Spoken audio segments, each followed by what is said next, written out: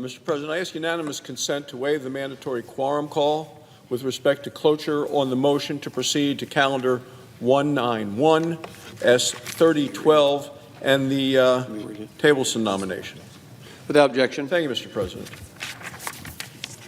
Mr. President, today is day 23 of the Schumer shutdown of the government, and we just heard the minority leader right here on the floor continue to practice the politics of pain, and it's pain felt by the American people.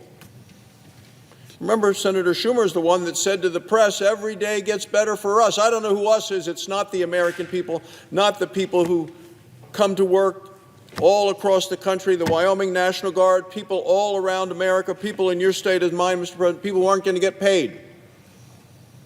Senator Schumer said, can't we do anything about it? Yeah, they could vote to open the government. Yesterday, they decided once again to vote to keep the government shut. And tomorrow, hundreds of thousands of federal workers are going to miss their paychecks because Chuck Schumer and the Democrats will not vote to open the government. Won't do it, haven't done it. 23 days. Democrats have now set the record for the longest full-time government shutdown in American history. In previous shutdowns, some of the agencies stayed open. Not now. Longest history of the United States government shutdown of the entire government. Because this time no one's getting paid. Not the police officers who had to come in during the so-called filibuster by the senator from Oregon, Senator Merkley. None of the people at the desk, none of the people who were working around the Capitol, none of even the Democrat staff or the Republican staff who were here as Senator Merkley droned on and on and on through the night, reading the same poem 4 times, to no avail. It was rubbish, all of it. Democrats have shut down this government, and they are punishing the American people as a result, and they're more concerned about playing politics than they are about protecting working families. It's a big game that they're playing as American families suffer, and they don't seem to care that families are suffering. They're actually bragging about the fact that families are suffering. This is the whip, the Democrat whip in the House of Representatives. What did she say this week? It wasn't just some slip of the tongue. She was in an interview. There's a video of her on television. I saw it earlier this morning, of saying, of course there's going to be families who are going to suffer. Of course, she says, there's going to be suffer, almost gleefully, because it's one of the few leverage times we have. That is the Democrat whip of the House of Representatives. You may have served with her, Mr. President, when you served in the House before coming to the Senate.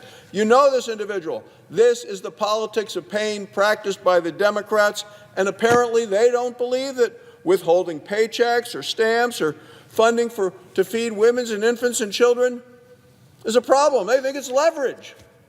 They think it's a big game. Leverage for what? To give taxpayer-funded health care to illegal immigrants? That's one of the demands that we got from Chuck Schumer in the letter, the demand to open the government. Lay it all out there. What do they want? Lots of things, including health care free, paid for by taxpayers for illegal immigrants. They wanted $1.5 trillion in permanent new spending added to the debt. Because who are they trying to impress?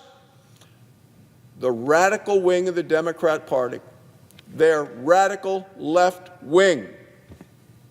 That's what the Democrats are trying to do. That's what Chuck Schumer is trying to do. He doesn't care. He's standing here talking. He's only talking to one group. It's the radical wing of the party, the people in New York who've nominated Mondami to be the mayor of that city. The Democrats are willing to cause the American people to suffer because they want to continue to pass liberal policies that Americans don't want, never voted for, but they're being demanded by that radical wing of the Democrat Party.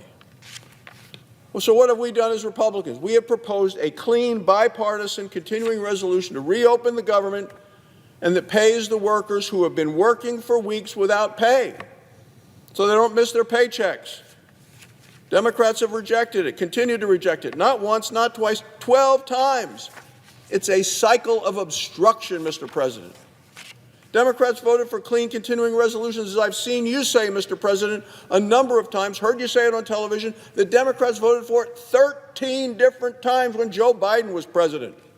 Now they oppose it. Why? Because President Trump is in the White House, and they don't even like the White House. They just had a picture of some of the improvements that the president is doing at the White House. They don't like that either. They don't like the fact he's in the White House. They don't like the fact he's improving the White House. They don't like the fact he's going to continue to be in the White House. And speaking of the president, just days ago, he told the Democrats he's happy to meet. And I agree, we were there when he said it. He says happy to meet once they reopen the government. But since the Democrats continue to refuse to reopen the government, the Senate's going to try to do the next best thing. So today, this body is going to move to begin debate on Senator Johnson's Shutdown Fairness Act. So let's talk about it. There is not a single good argument that I have heard against passing it immediately, because this bill ensures that the men and women who keep our nation safe, that they receive their pay during this Schumer Democrat-caused shutdown as they play politics. We got to pay the people who are keeping our nations safe. It pays our troops. They're protecting our nation at home and abroad. It pays the Coast Guard as they continue to patrol our waters. It pays Border Patrol as they defend our southern border. It pays members of Immigration Customs Enforcement as they round up and deport illegal immigrant criminals. It pays the air traffic controllers who guide flights safely to their destination. It pays the TSA agents who screen the passengers at every airport in America. It pays the Capitol Police officers that have worked for weeks here without pay. It applies back to the very first day of the Schumer shutdown, and that means employees will get their full pay. It applies to this shutdown, and it applies to future shutdowns, and I think that's very important, Mr. President. We cannot allow the Democrats to continue to painfully treat the people and use the American people as what the whip calls in the Democrats' House leverage. Hurting American people for leverage. No. So not just this shutdown, future shutdowns to provide stability and predictability to those who keep us safe.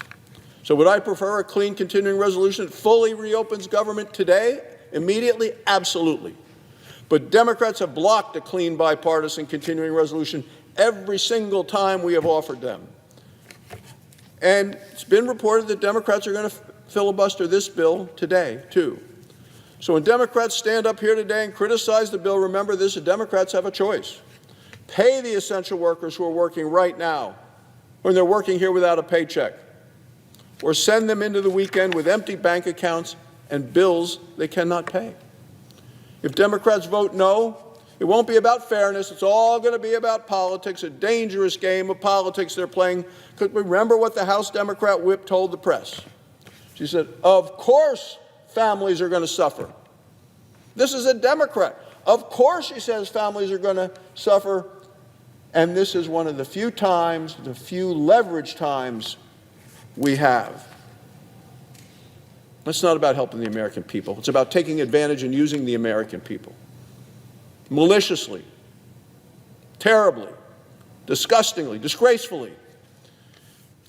Democrats vote no. It's all going to be about leverage for the pain the American people have. Mr. President, it's time to reopen the government. It truly is. Mr. President, on a separate matter, on Saturday, the annual Border War football game comes to Laramie, Wyoming. For the 117th time, the Wyoming Cowboys will play Colorado State University. The winner of the game gets something called the Bronze Boot.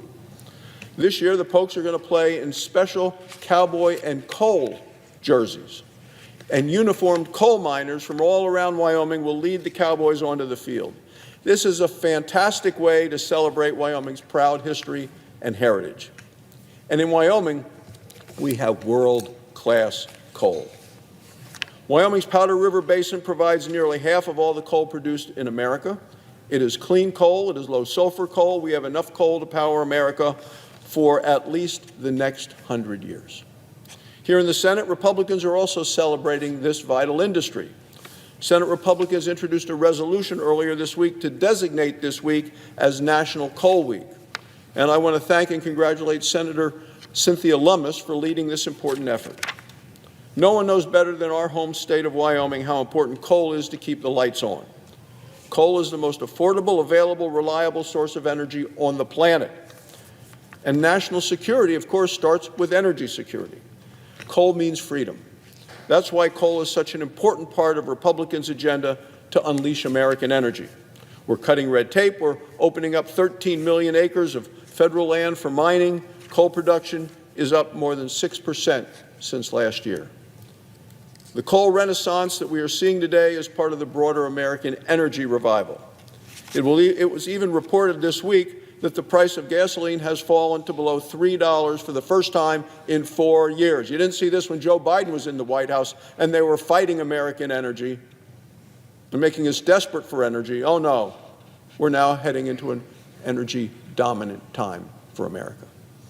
Across the country, families are feeling the financial relief that comes from returning to common-sense energy policies. Republicans know you can protect the environment without punishing the economy. Democrats never understood that. And in Wyoming, we know better than anyone else. America is an energy superpower. Wyoming is America's energy breadbasket. We have the resources, we have the workers, and now we are acting like it. So as we mark National Coal Week, Mr. President, I want to thank the great men and women of our coal industry in Wyoming and across the nation for helping make America energy dominant once again. Thank you, Mr. President. I yield the floor.